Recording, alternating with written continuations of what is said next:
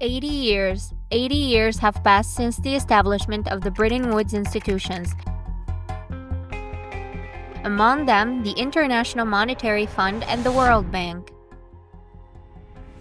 They were established in the aftermath of World War II, and the goal behind that was to guarantee international monetary cooperation and offer equitable and transparent global economic governance. Nevertheless, their role was demoted to rather aligning with colonial policies imposed by rich countries on the developing countries and countries vulnerable to excessive borrowing.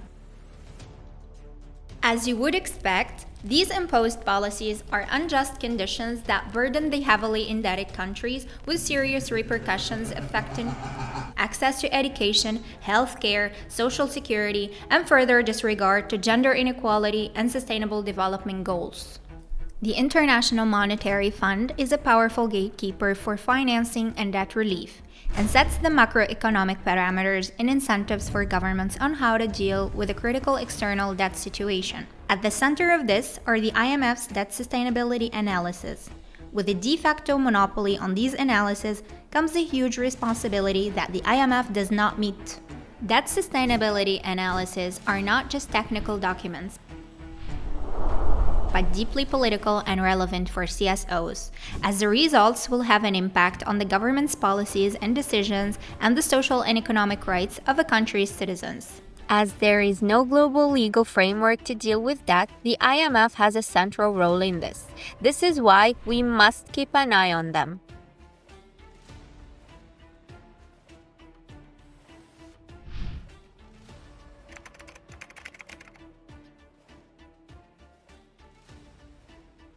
Today, in the context of a world economy that has performed remarkably well given all the circumstances, inflation is going down, growth at around 3%.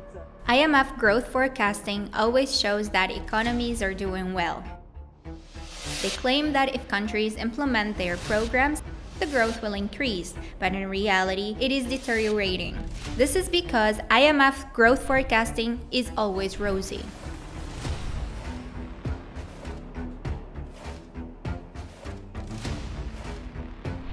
When engaging with IMF debt sustainability analysis, certain questions should be brought up by civil society organizations and that the IMF needs to answer. IMF programs always have to be fully financed.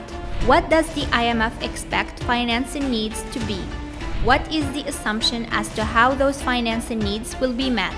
The toolkit on critically understanding debt sustainability analysis is meant to give guidance on how to read an IMF debt sustainability analysis and understand its tools in order to critically engage with the IMF, such as the mission coming to a country and government representatives that negotiate with the IMF about a financing program.